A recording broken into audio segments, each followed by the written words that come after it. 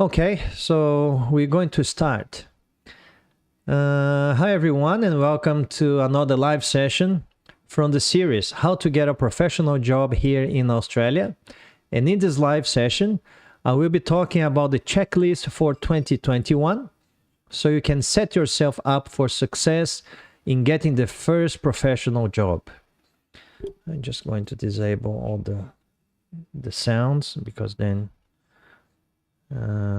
it doesn't really bother. Sorry guys, I forgot to let the Telegram group know that I'm live. So, because I've got a Telegram group with almost 800 people, I'm just going to send them a video. Hi everyone, and just to let you know quickly that we are live on Instagram, YouTube, and Facebook. And tonight I'm going to talk about the checklist for 2021 to set yourself up for success when you're trying to get your first professional job here in Australia. I'll see you there. Bye-bye.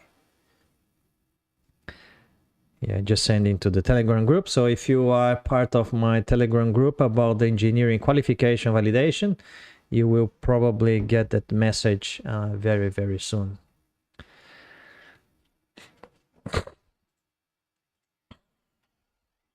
Okay. But then for those that don't know me, I can see there's a few people that the first time that they are here in my live session. My name is Gerson Ida.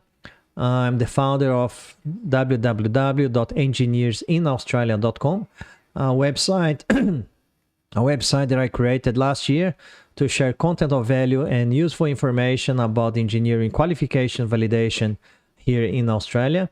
And I also share information about workplace health and safety, environmental management, and other engineering subjects, and also about professional recruitment, especially for engineers here in Australia. And a lot of people, they ask me, Gerson, but why do you talk about engineering recruitment in Australia? Do you work with recruitment? No, I don't work with recruitment. But I do a lot of engineering and project management recruitment in the company that I work for. In these last, how many years? In these last probably 12 years, I have recruited lots and lots of engineers and project managers, and I have already analyzed probably hundreds of applications, resumes, and cover letters. So, and I've noticed a lot of mistakes, and I noticed a lot of things to improve when it comes to applying for jobs. And I'm here tonight to share with you a little bit about my learning in all of these years. So when you are applying for your professional job here in Australia, you have better chances to get your professional interview, and then once you get your professional interview, you get better chances to be chosen as a successful candidate. And so if you haven't joined my Telegram group yet, you can use the link that I'm going to put in the comments. Just pasting the link in YouTube and Facebook, and I'm going to explain why is it important for you to join the Telegram group tonight. Those in Instagram, you can go to my bio. There is a link there, linktree/JersonIda. When you open up, it will open up a box, and one of the boxes a little bit further down is for you to join my Telegram group. But what is Telegram? Well, Telegram is like WhatsApp. It's a messaging app where I have this group with almost 700, I think 87 people tonight. And tonight I'm going to prepare a PDF of this live session. So this is just a skeleton of the PDF. As you can see, I'm going to talk about many things, and I'm going to write here all the content, and I'm going to transform this as a PDF and this PDF is going to go to the Telegram group. So you can refer to the information in this PDF. But as always, there's always a catch. For you to get this PDF, I will release a password. The PDF is going to be protected by a password. And the password I will reveal in the end of this live session. Yes, that's correct. You gotta stay until the end so you can get the password. If you don't have a password, you won't be able to open the PDF.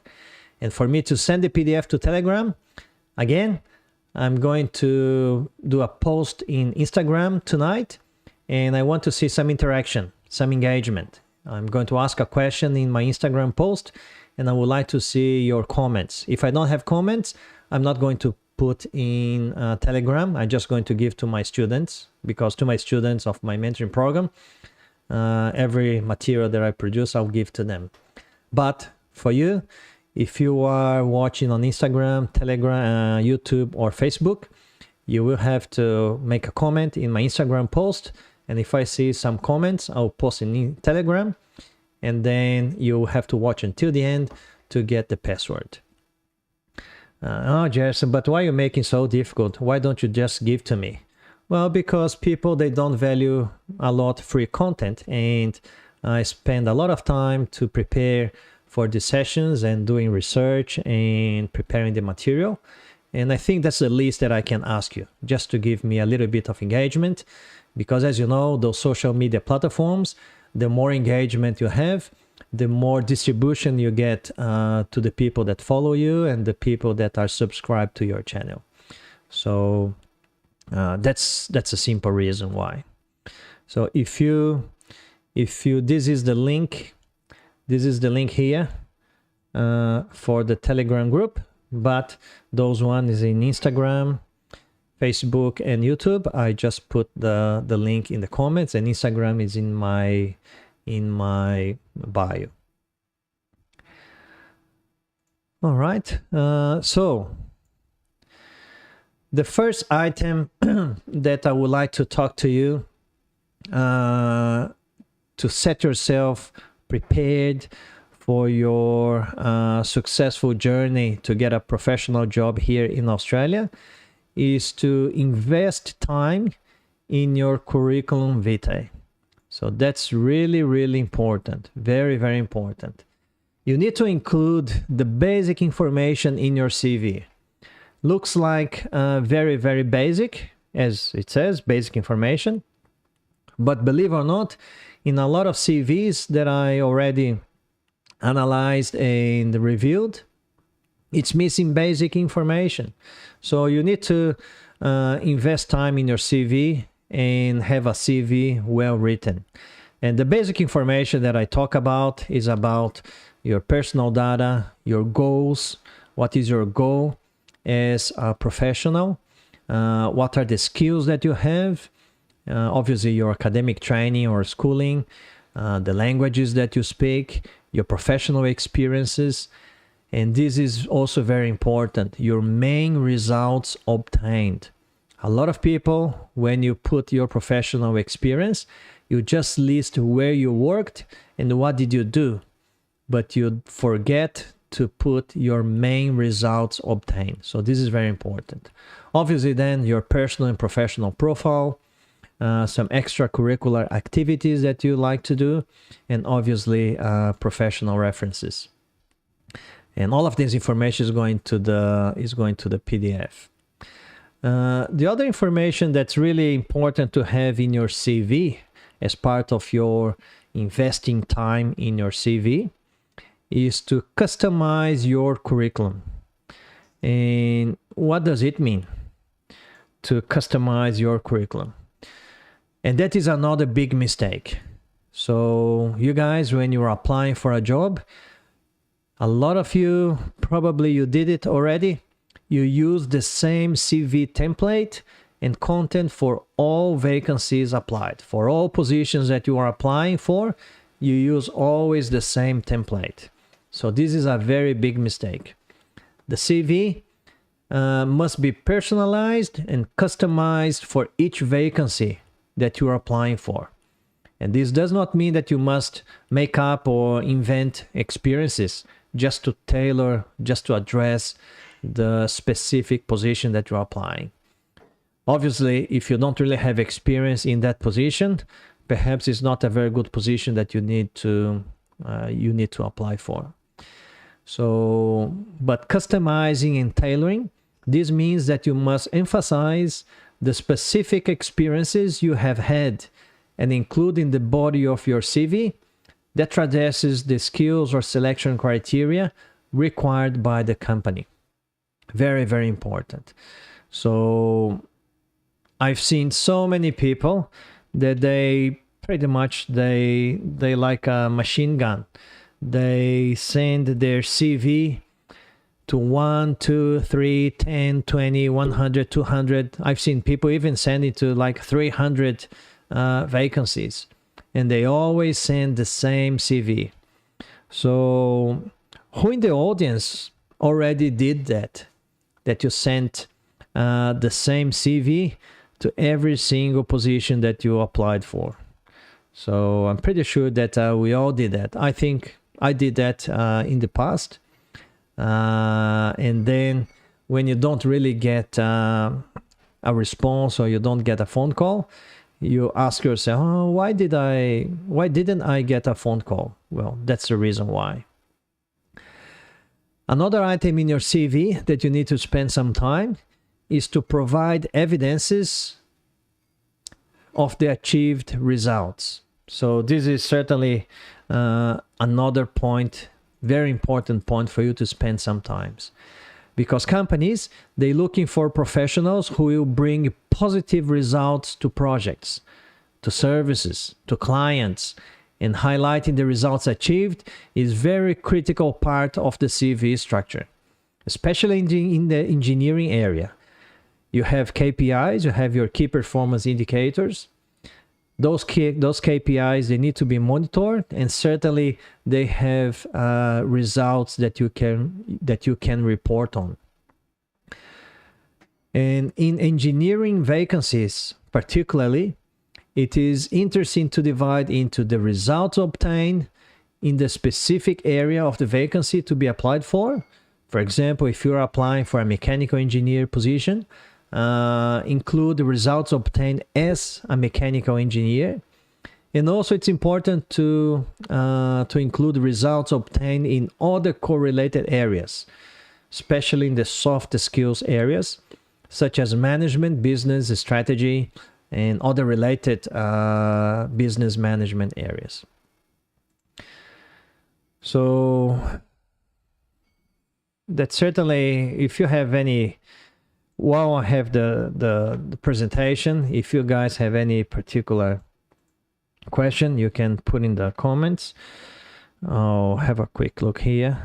If I have any questions, I've got a few questions here. I'm going to, in YouTube and Facebook, I'm going to be answering a little bit later on.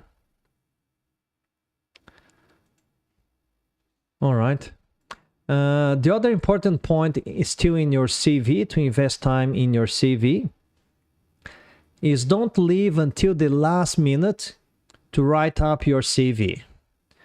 So if you want to apply for a position, let's say tomorrow, if you're trying to get your CV done tonight, the quality of your CV is probably not going to be very, very good.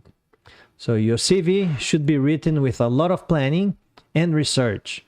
And you need to take time to research the company, the industry in which the job is inserted. You perhaps need to, it's a good idea to talk to the recruiter about the job and clarify any questions. When you talk with a recruiter or the agency that is recruiting the position, they always tell a little bit more about the company, even though if they cannot really tell you the name of the company, a lot of them they do, but if they can't, they're probably going to tell you what sort of industry is the company, what the company does, the type of projects that the company is doing. And that information is very important for you to customize and tailor your CV as well. And this time spent will serve as the basis for customizing your CV, and will make the recruitment panel members interested and impressed by the quality of your application and the information that you have in your CV. And you got to remember that panel members, if they notice that you spent time researching about the company, researching about the job, they will also know that you are genuinely interested in the position, and they're probably going to pay more attention to you. So that's always a very good point to do that. Obviously, I prepared some notes before this, and I'm just going to show you, because I'm pasting this information that I'm talking to you guys in the PDF, so I can show you how the PDF is taking shape. So it creates obviously the interest for you to get this PDF. So I'm just going to show you how the PDF is getting. So that's a PDF that I'm preparing. So invest time in your CV. Provide evidences of the achieved results. Customize your curriculum. Don't leave until the last minute to write up your CV. So far it's getting this way. And then the next important point in your checklist for 2021 is for you to pay attention in your cover letter. That's another really important document. Do you think what's the most important document between the cover letter and the resume? What do you think? Do you think the cover letter is more important, or do you think the CV is more important? What do you reckon? Let's have a look at the comments.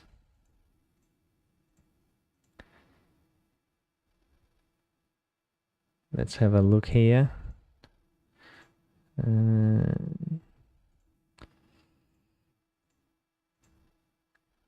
Cover letter. What else? Come on, guys. It's always good to have a little bit of interaction. I've got few people here, so every time that I get some interaction, obviously, it motivates me. So I've got few people, or several people in YouTube. I've got few people in Instagram and few people in Facebook. So thanks, Uzal. He's saying cover letter. What else people are saying?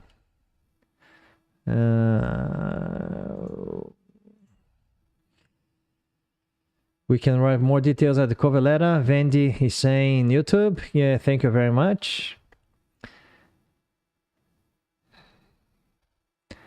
Well, I can share with you what I value and what I notice my panel members, my colleagues of the panel members, they also do. Every time that you advertise a position, you usually have a lot of applications. João, thanks João, saying cover letter, I suppose. Tatiana, YouTube is saying both of them are very important and need to put a lot of effort on them. Yeah, that's certainly correct, Tatiana. But I'll share with you what we do when you get lots and lots of applications. So when I say lots of applications, I talk about 40, 50, 70 applications. So what usually we do, we have a close look at the cover letter first. And because the cover letter is the document that candidates, you guys, are going to be addressing the selection criteria or the key competencies. And I'm going to talk about this in the next topic about the cover letter. So when the cover letter is not really good, when the cover letter is not really addressing the key competencies or selection criteria, usually I don't even look at the CV, because the CV is going to talk about the positions that you occupied, your education, and the things that you did. But majority of the job advertisement will ask you to address the competencies, the key competencies or the selection criteria in the cover letter. And usually it's very clear how to apply, and then says you got to have your CV with no more than 5 pages, whatever, and your cover letter addressing the key competence with no more than, let's say, 2 pages. So if you write your cover letter without addressing what the advertisement was asking you to do, it means that you probably didn't even read carefully the advertisement. So it doesn't really show a very good that you're putting effort to have a good application.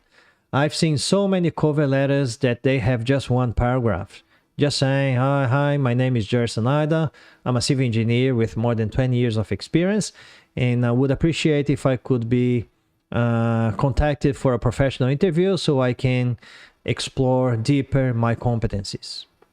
Regards, Gerson Ida. I've seen so many cover letters just saying this paragraph, and when I see that cover letter, the whole application goes straight to the bin, because it shows me it didn't address the competencies, it didn't tell me anything about the selection criteria.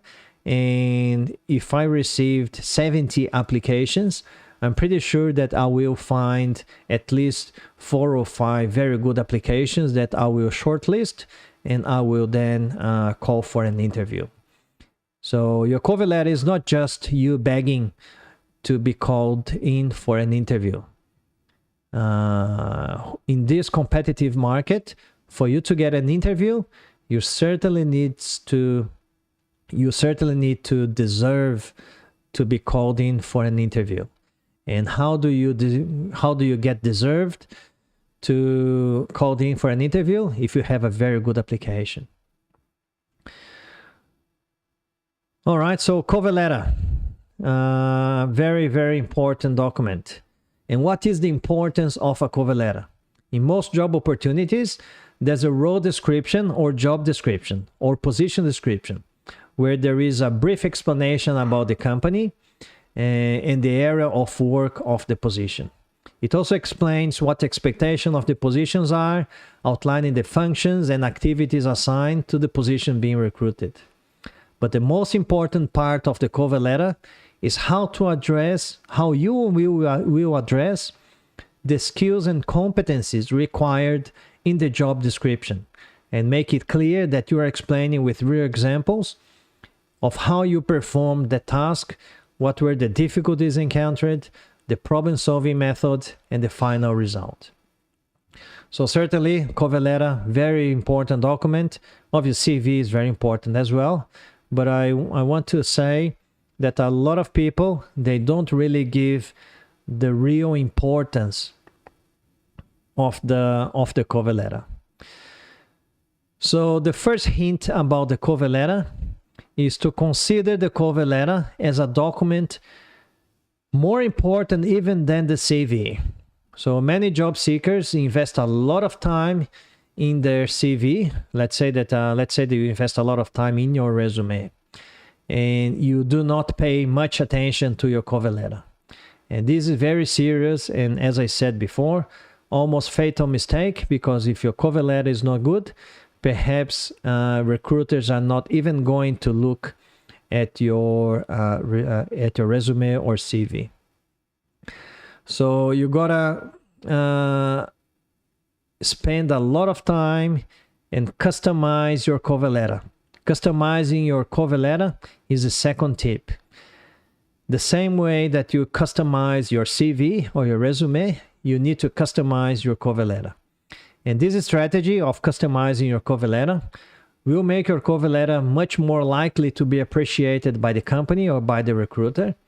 And as you will demonstrate the specific requirements and often unique to the advertised job vacancy. So a common mistake is for candidates who use a generic cover letter containing only personal and professional characteristics without considering the specific position that you are applying for. So you need to research the company. You need to research perhaps the projects that the company is delivering.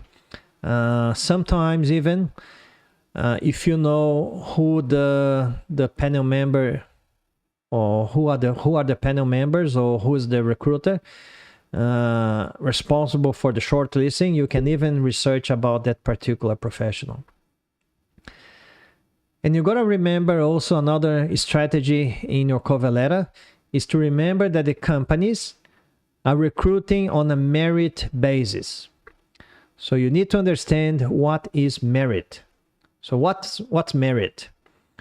Merit is how much a person has the relevant skills, attitude, competencies, qualifications, knowledge, experience, and personal qualities to perform the tasks in question. And as I mentioned before, in the position description or in the job advertisement, you may find some expressions like merit criteria, selection criteria, candidate profile, the successful candidate will, is this role for you, the key attributes, capabilities, core capabilities. These are all kind of expressions that you will find in job descriptions that are the things that the company is looking for. So you got to pay attention to that. And in your cover letter, you got to actually address all of those things.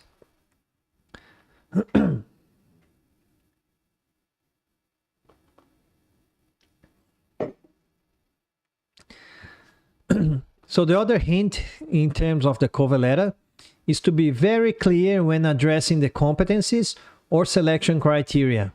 And utilize, pay attention now guys, real examples for when you have achieved those positive results.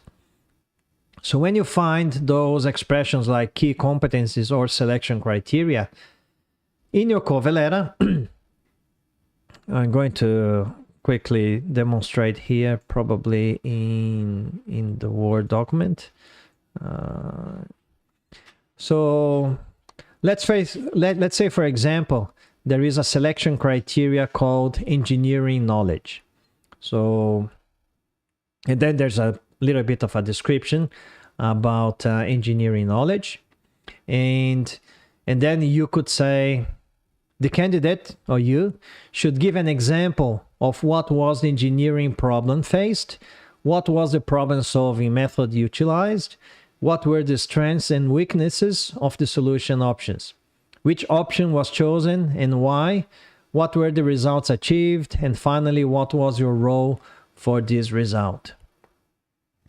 So let's say that you are a civil engineer, specialized, you're applying for a job for an asphalt company. And if engineering knowledge is part of the selection criteria, you can say, for example, when I delivered the resurfacing of the road, and then you name the road, I faced with a problem because there was high volume, B-double, higher mass vehicles, where I had to design a new asphalt mix to bear the high volume, high speed, and higher mass loads as well. And then you can say whatever research you did, the asphalt mix design, and what did you do, and the results that you achieved, how much you ended up delivering, what was the quality in the end, compaction, etc., etc., etc. So really deliver the results and explain in real example what was the outcome, the problem, the resolution method, and the results achieved. All right, so now I'm going to do my post on Instagram. I'm going to do live here with you guys. I'm just going to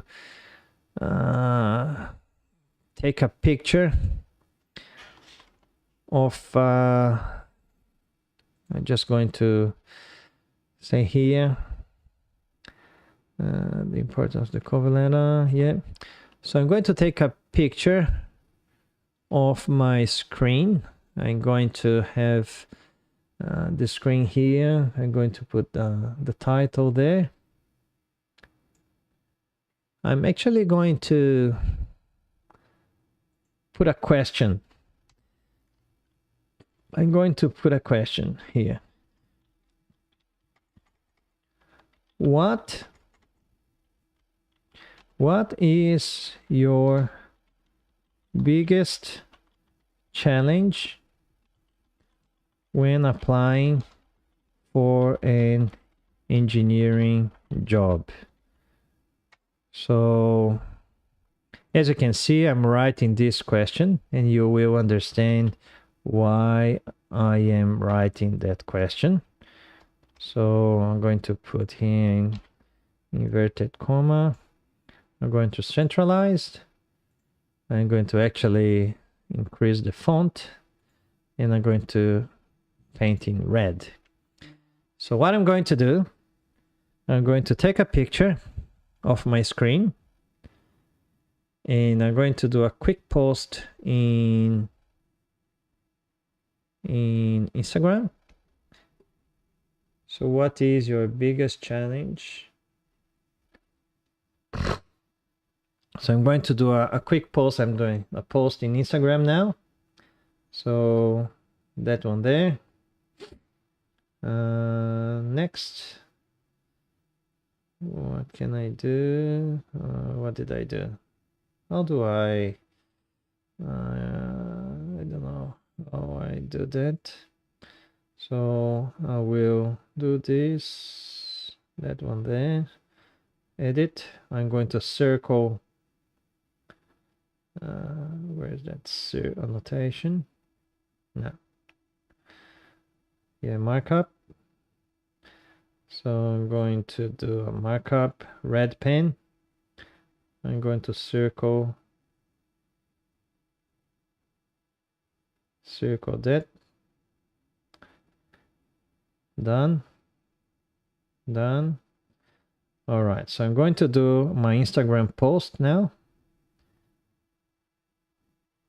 Next. And I'm going to write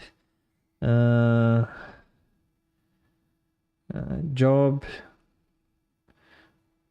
professional job in 2021. And share. All right, you guys are probably now, you guys can probably see. Yeah, so that's my post in Instagram. I actually put the post.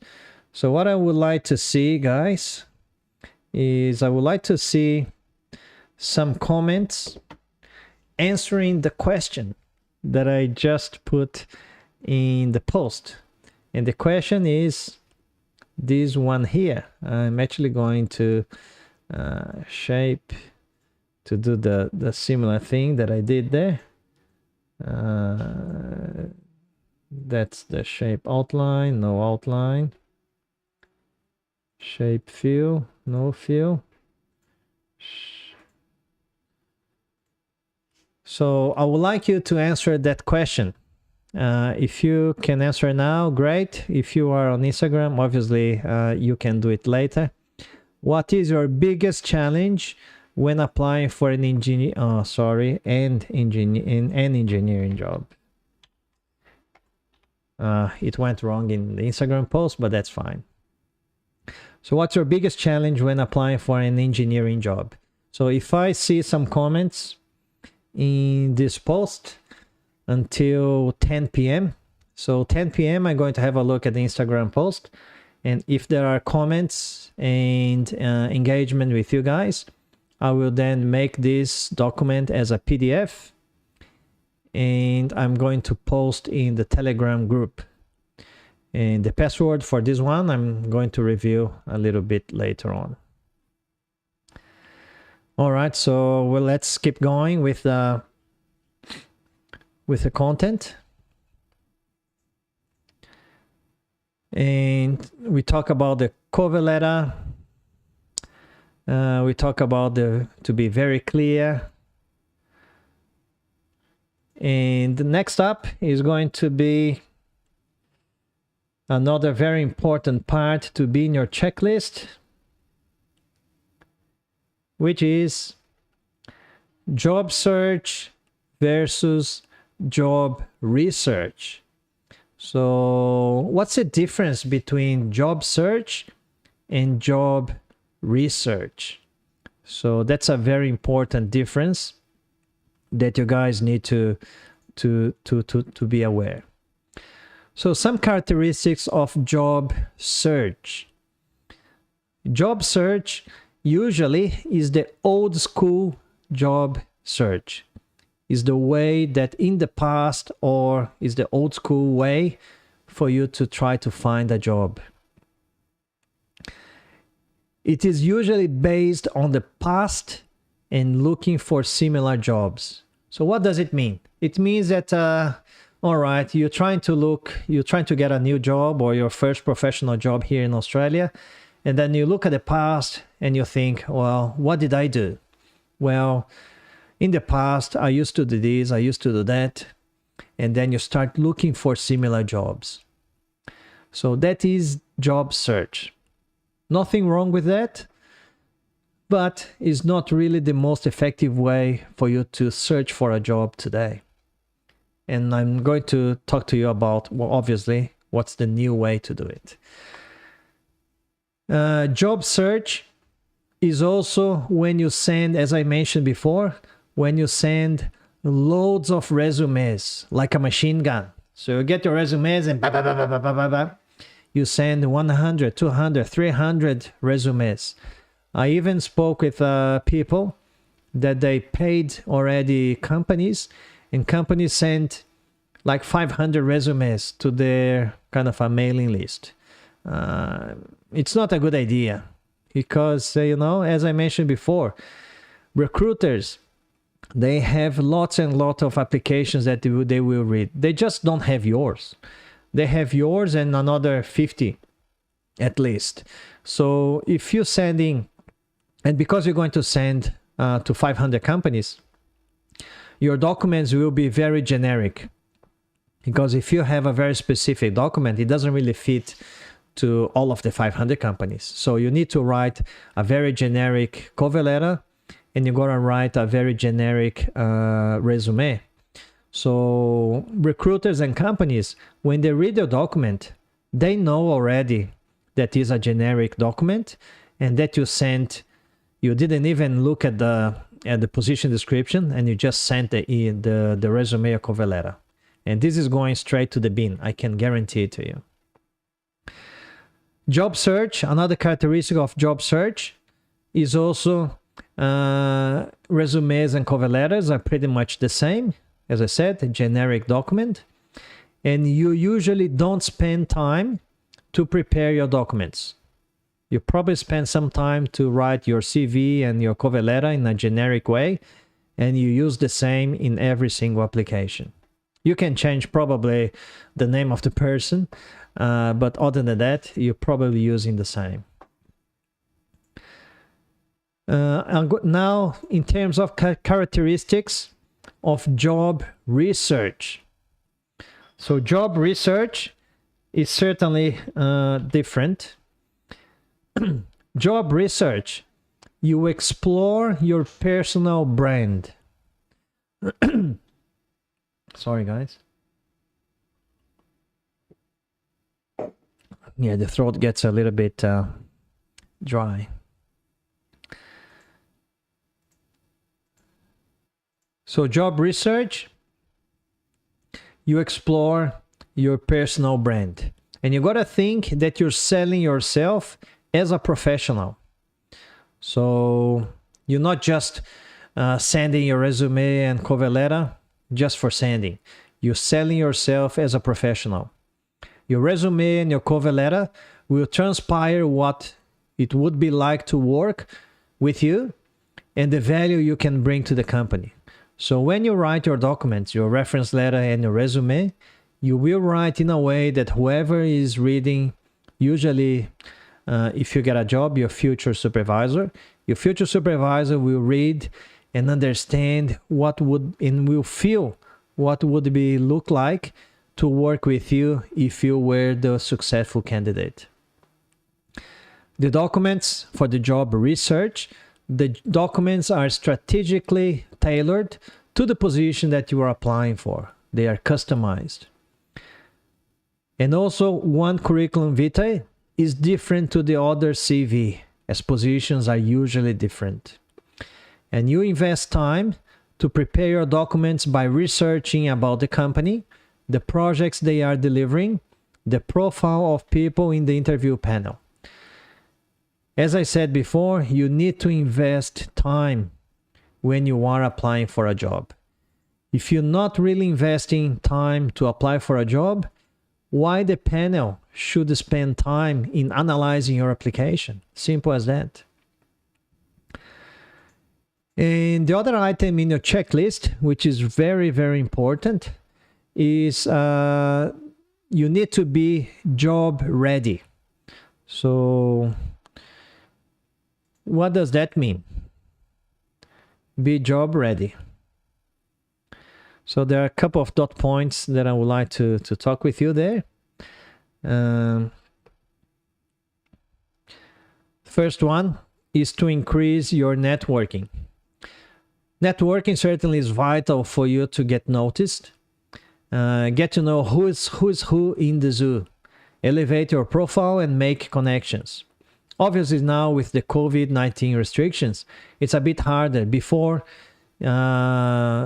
agencies and companies, they used to do networking events like workshops and face-to-face meetings, etc.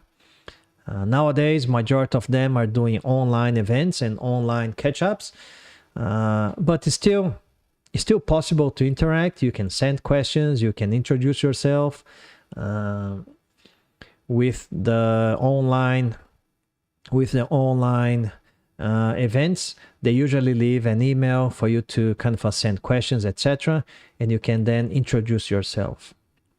So networking is certainly very important. There are many places that you can do. Engineers Australia, they have their own events and their webinars. The Australian Institute of Project Management, they also have their online webinars. You can be part of my Telegram group, Engineering Qualification Validation Group, with more than almost 800 people, where I post a lot of content. And sometimes when I know about job opportunities, I also post in the Telegram group as well. So I'm just going to include that in my PDF document here. Where's my PDF here? Increase your networking. Yeah. The next dot point, which is very important to be job ready, is to validate your engineering qualification.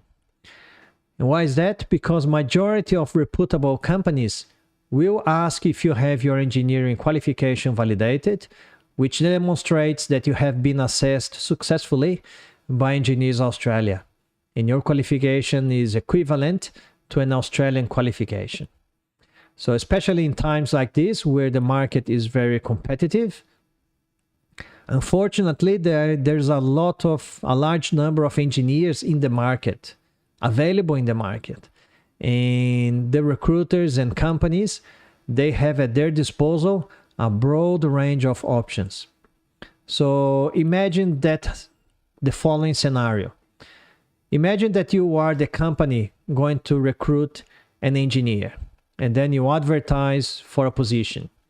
You will get, let's say, 45, 50, 60, 70 applications.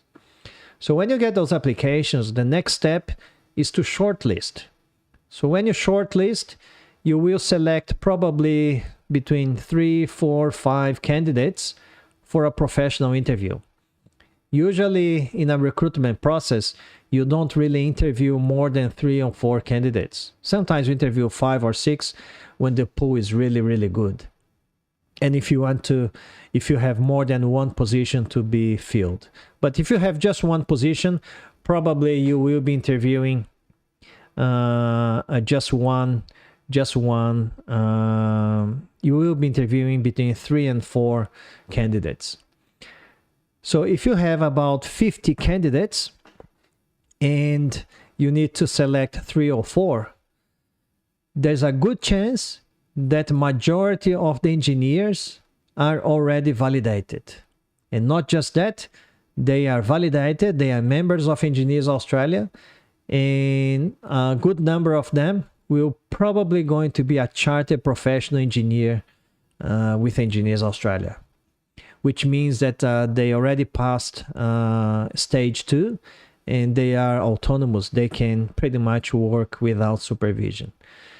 So if you are the recruiter and if you have lots of engineers that they are already validated and you are not validated yet,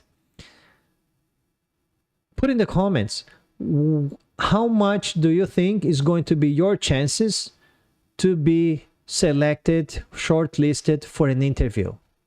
Let's say that you have 50 applications. Out of that, 20, or let's say more, 30 are validated. Out of the 30, about 15 are even chartered professional engineers. And there are about 20 applications or engineers that are not validated. So how much do you think is going to be your chances in percentage to be shortlisted for an interview if the panel is shortlisting between 3 or 4 candidates? Do you think it's going to be a good percentage, a low percentage? Do you think it's going to be close to 100%, close to 50%, or close to 0%? What do you think? Let's have a look. None. Ivinha. In Instagram, none. 0%. What else?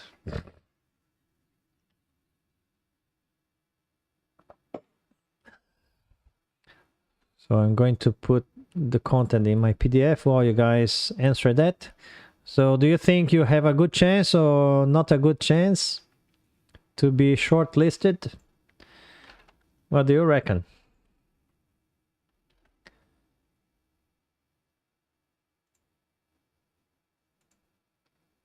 Let's have a look if more people put in the comments.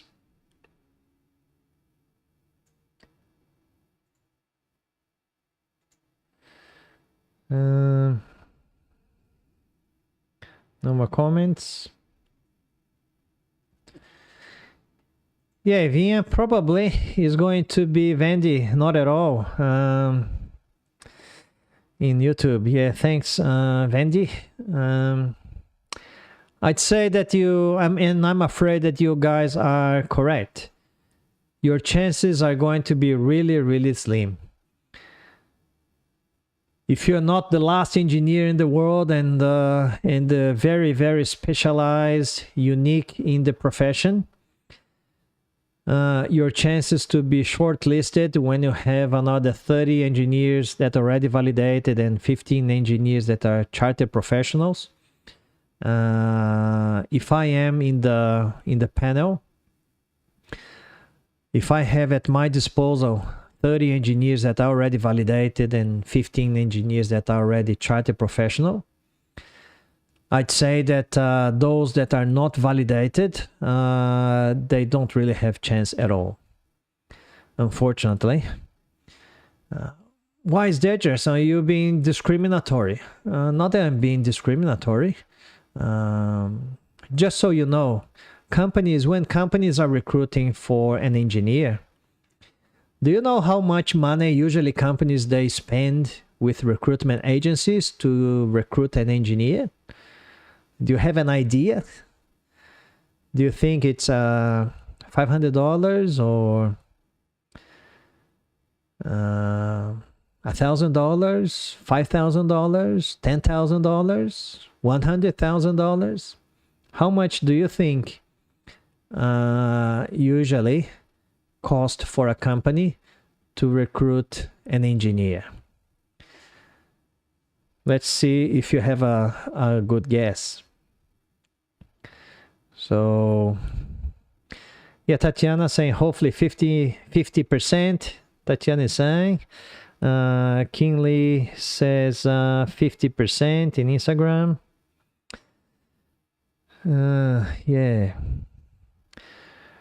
But in terms of recruitment costs, and our company already engaged many recruitment companies.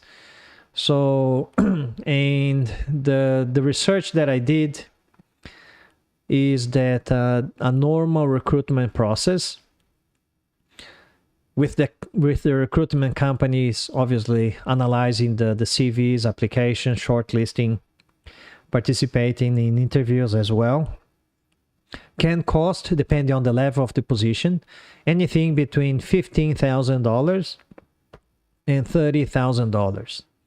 So it is a lot of money. So when a company is paying, let's say, $20,000 in average to recruit somebody, obviously the recruiters are very strict, and if they have an option of indicating or shortlisting somebody which is a chartered professional engineer or is validated, it certainly they will probably choose the validated one, and obviously not going to choose the non-validated. Those ones in Queensland, I don't know how many of you are here in Queensland, but in Queensland there is, for the last 90 years, there is a requirement for engineers. When engineers, they are providing professional engineering services, they have to be a registered professional engineer of Queensland, RPQ. And if you are not RPQ, you can actually be prosecuted by a criminal offense. You can be supervised. If you're not RPQ, you can be directly supervised by RPQ, and that's okay. Or you can follow a prescriptive standard. But other than that, you have to be registered. And New South Wales and Victoria, since last year or this year, and it's going to start next year in 2021, you have to be registered to perform some of the professional engineering services. Obviously, there will be a transition period between 1 July 2021 and I think another 2 or 3 years until everybody needs to be, all engineers need to be registered to provide professional engineering services. They're probably going to follow similar structure here in Queensland. So when companies are paying a lot of money, they certainly are going to invest in the right people. Thank you very much, guys, for your participation. And the last, what happened with my Word document? What happened with my document? No, it's not that one there.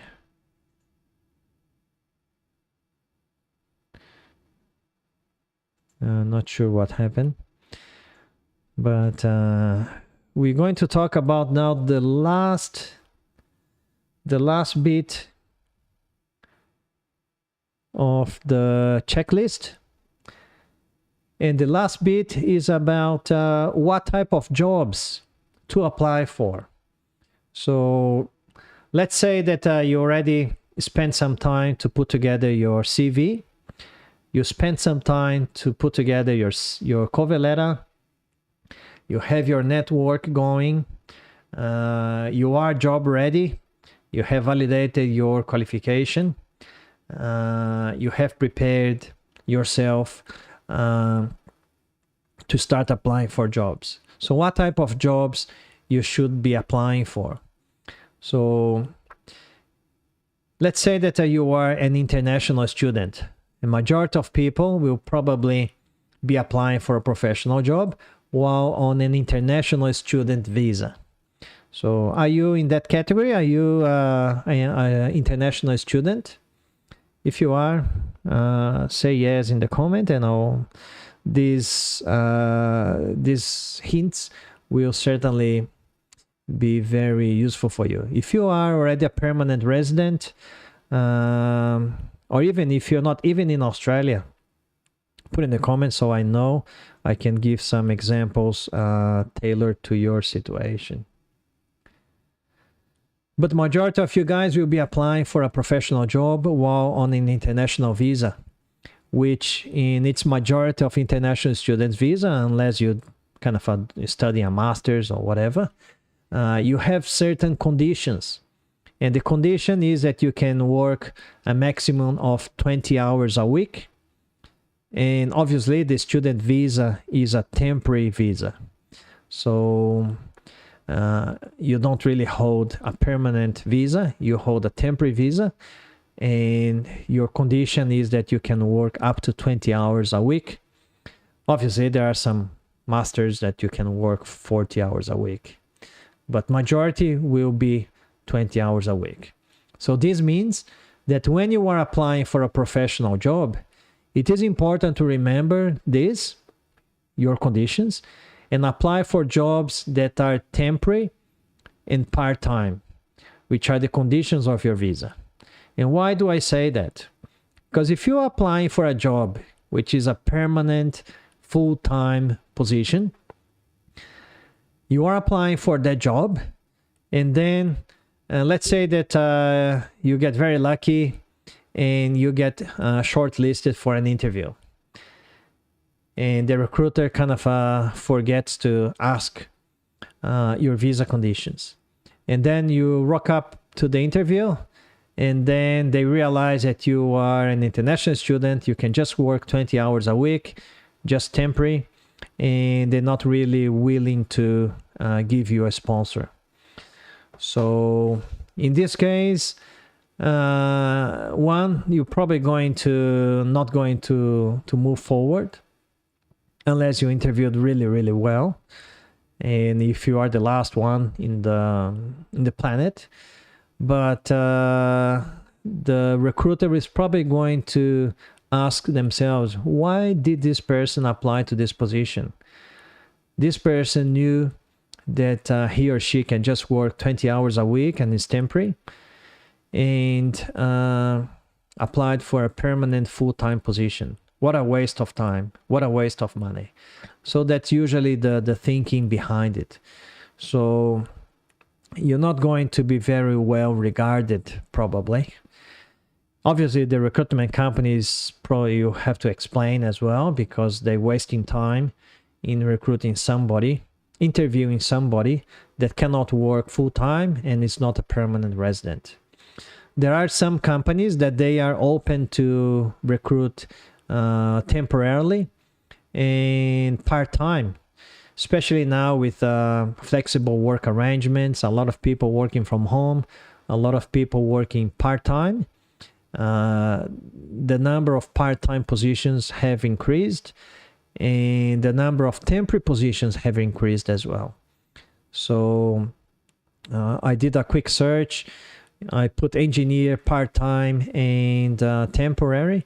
I think it came back as like 453 jobs in seek.com.au. So there's certainly a lot of work in terms of temporary and part-time. Igor is saying, I'm not even in Australia right now. Tatiana saying, yes, I'm international student. I'll be in graduate visa in June. Well done, Tatiana. For those that don't know, graduate visa means that it's still a temporary visa, but you can work full-time. So that certainly helps a lot, and in June, so you've got pretty much 6 months to get yourself prepared for the market, Tatiana. Hopefully you will have your CV ready, your cover letter ready, you have your network, and you also get your qualification validated as well. Kinley, he's saying that well, I didn't see your profile, Kinley. I think it's he. Yeah, that's the picture. Kinley is in Perth. Yeah, that's nice. Yeah, thanks for that. And when you're applying for a job, especially when trying to apply for the first job, especially because an engineer job, it has a lot of demand and a lot of offer of engineers in the market. Perhaps an alternative could be for you to apply for positions that are for non-engineers, but still related to engineering. So you get your foot in the door in the company, and then once you are in the company, perhaps you can then get yourself known to other people, and people will notice that you are an engineer, you are validated, etc., etc., etc., and they can offer you an engineer job. So some of the other positions could be you could apply for a draftsperson, you could apply for as an assistant engineer, you could apply for as an assistant project manager, a project costing officer, a project management officer, an estimator, procurement officer, quality representative, receptionist in an engineering company, or a contract officer. So those are some of the titles that you could be applying for that is related to engineering and can get you a foot in the door.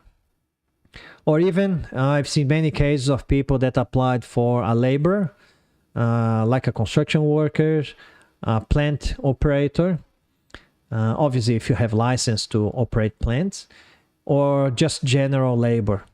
And once you get the job as a general labor, you get yourself, obviously you start doing your network inside the company, and then people will notice that you are an engineer, and perhaps you can get a job as an engineer. All right, I'll have a look at the Instagram post and see how it is going. If I've got any comments, engagement, because then I will be posting this PDF and I'll show you the PDF how it is going. How I see that.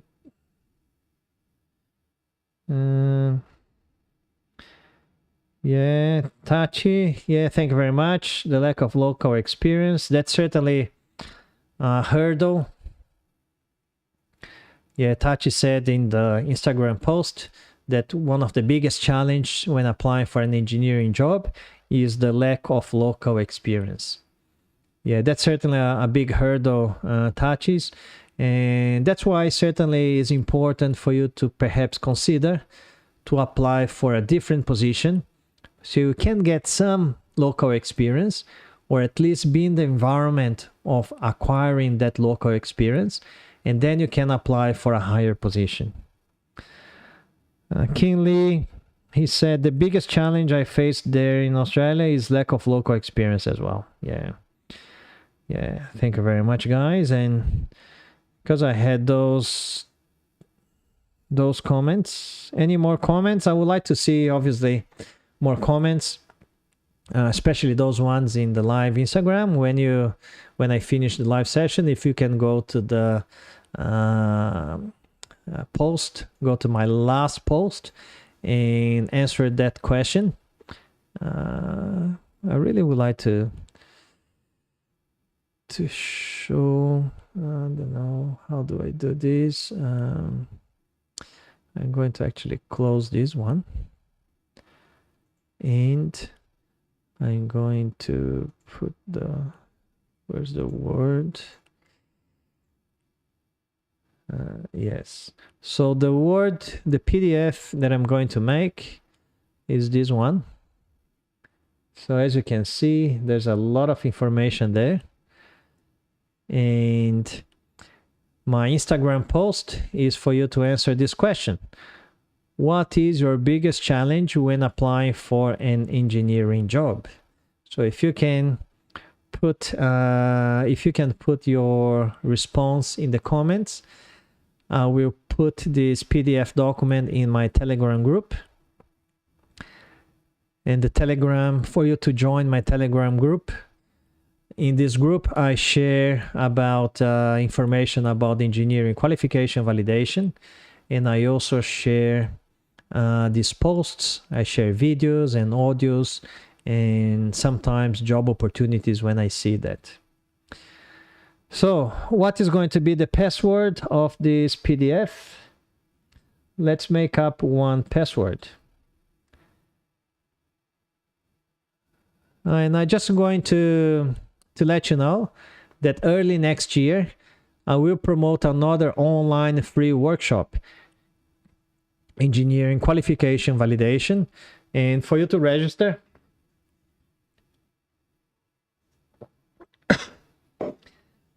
you can access this link here, bit.ly/engequal. And if you are in Instagram, the link is in my bio. If you are on YouTube and Facebook, I just pasted the link in the comments. So I think it's going to be late January or early February that I'm going to do this free online workshop. It's going to be pretty much the full week of events with live sessions, recorded videos, and after 1 week you will know what you need to do to start your application to validate your engineering qualification here in Australia. So that's the link there. And now I'm going to have a look at some of the questions that people sent to me in YouTube, Facebook, and Instagram. So Explore Bhutan, I don't know what's your name, sorry, but that's the profile that is in here.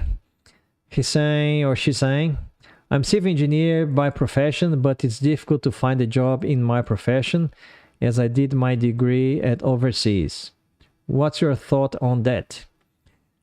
It's certainly a challenge, but just because you did your degree at overseas, it's not a real problem, because I am proof that you can get a job here in Australia when you graduated in overseas. I graduated in Brazil. You know, it's a country that's not really English speaker country. It's not England, it's not United States, it's not Canada, it's not part of the Commonwealth even.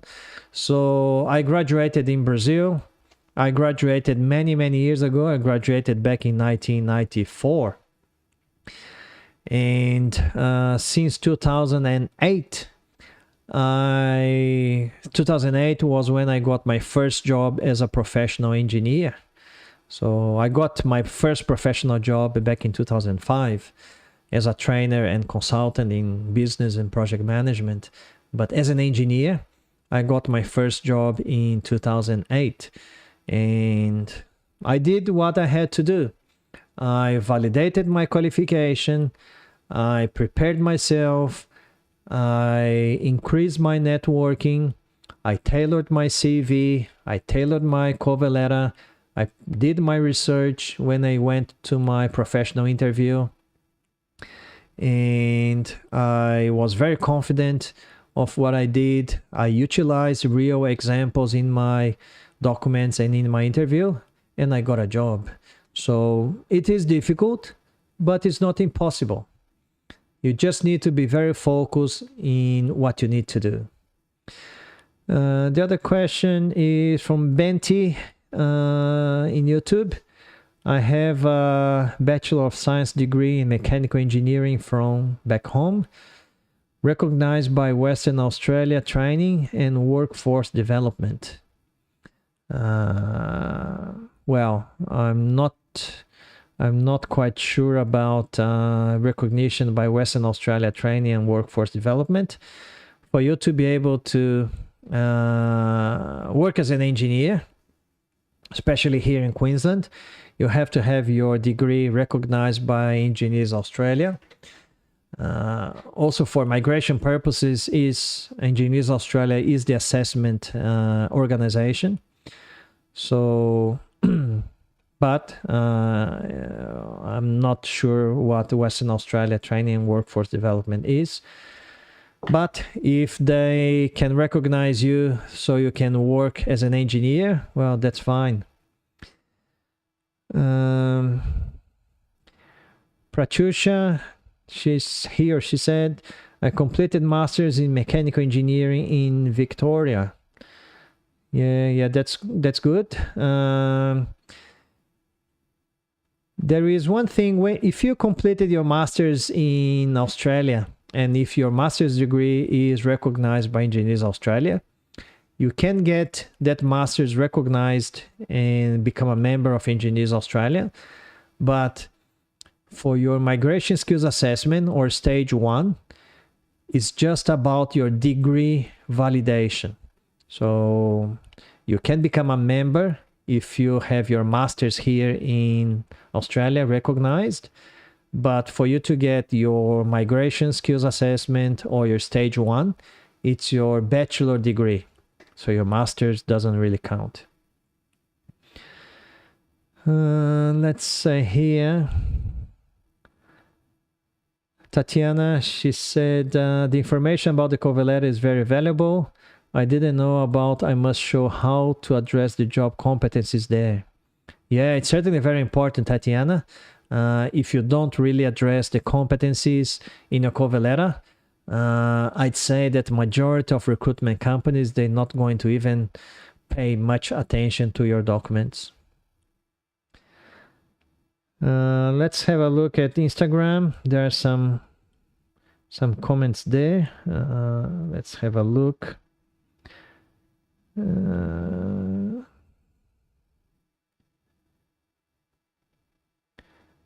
Yeah, King Lee. I studied my engineering overseas as it's hard to get a job in my profession, though I have more than 10 years experience, but they always look for local experiences. What do you say on this, please?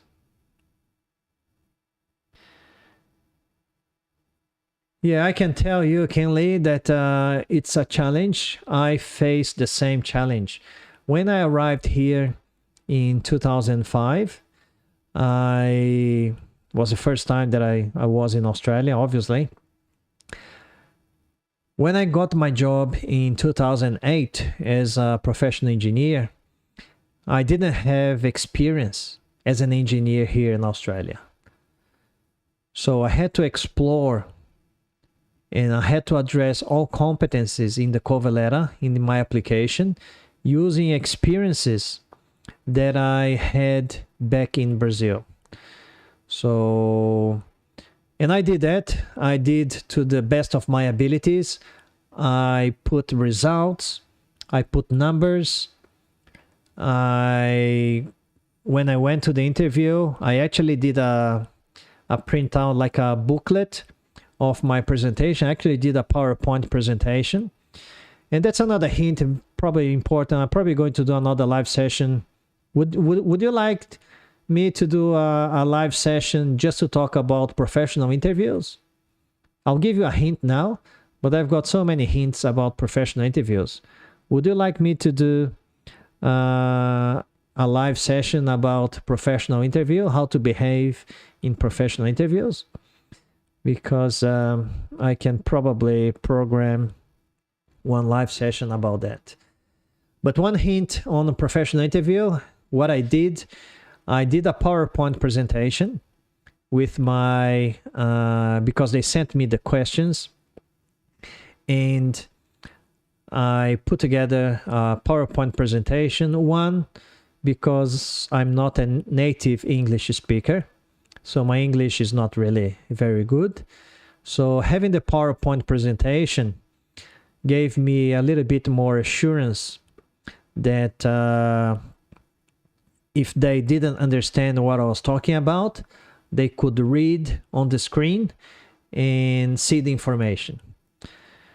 And also what I did, I got my PowerPoint presentation, I did a booklet, I did the binding of this booklet, and I gave one booklet to each of the panel member.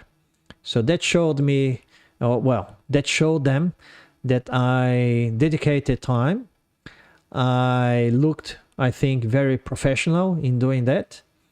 And they were probably a bit impressed with me. And I got the job. So I got some comments here. Yes. Professional interview session would be more helpful. Yeah, good. All right. So I'll make a commitment with you guys. Next Sunday, soon after the New Year's, as you know, this is session 79. So next week is going to be session 80. I'm going to prepare a session on how to behave in a professional interview. So it's always good to know what you guys are interested, because I'm going to be here every week anyway. And if I can be here talking about a subject that interests you, it's certainly, and if you have any other suggestion, put in the comments. I'll read every single comment, and I will endeavor to talk about those comments, about those subjects in the next live sessions. So the other question that I have here on Instagram, let's have a look. Kinley, thank you very much for sharing your thoughts and experiences, and made me think more positive. Wondering, I need to do my validation, but I don't know where to start. Your mentoring would help me more. Yes, Kinley, just go to my link in my bio. The first button is for you to, is for you to register to the free workshop. So the free workshop is going to be end of January, beginning of February. We are going to explain in a whole week the whole process, how you can start your validation process. So there's a lot of information that I cover in the workshop. If you're interested, you can register for free. You just need to confirm, please, very important. You will get an email where you have to confirm your registration. All right. What else? The password. So the password will be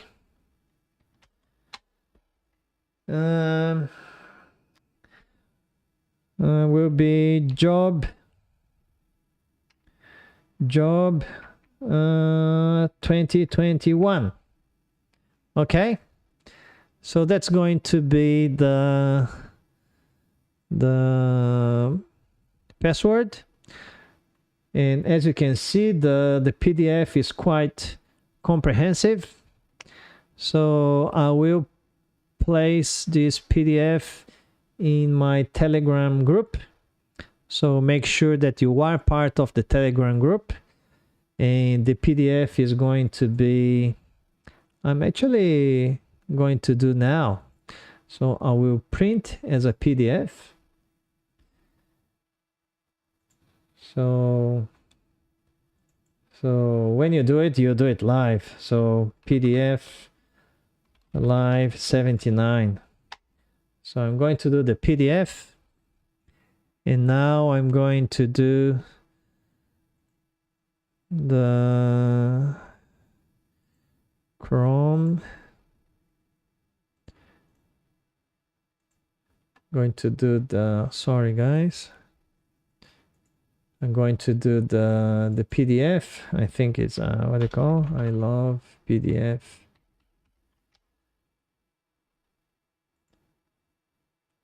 Yes. So Chrome Chrome. I love PDF.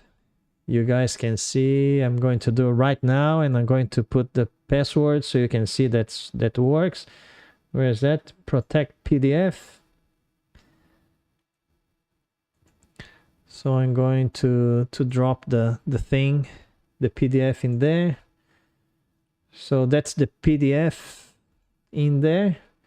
I'm going to type the password, job 2021.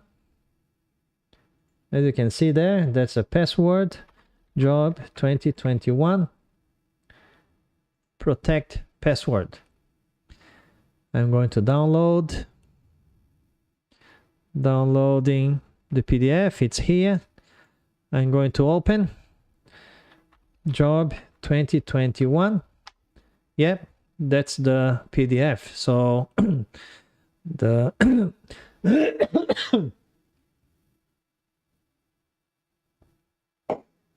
the password works. So that's the PDF that I'm going to send in my group, in my Telegram. All right, I'll just double check if I have last comments. And if I don't really have last comments, I will finalize. Sorry, I will finalize for tonight. And I would like to thank you guys very much. I wish you all a very happy new year this coming week. I hope that you have a very safe and nice transition between 2020 and 2021. And I would like to thank you guys for your support in 2020 for my project, engineersinaustralia.com, and my page in Facebook as well. And if you are not subscribed to my YouTube channel, please subscribe or consider subscribing. The more subscribers I have, the content goes to more people. As you know, Facebook, Instagram, and YouTube, they have algorithm. And if you can hit like in my YouTube and Facebook and Instagram you can follow me as well.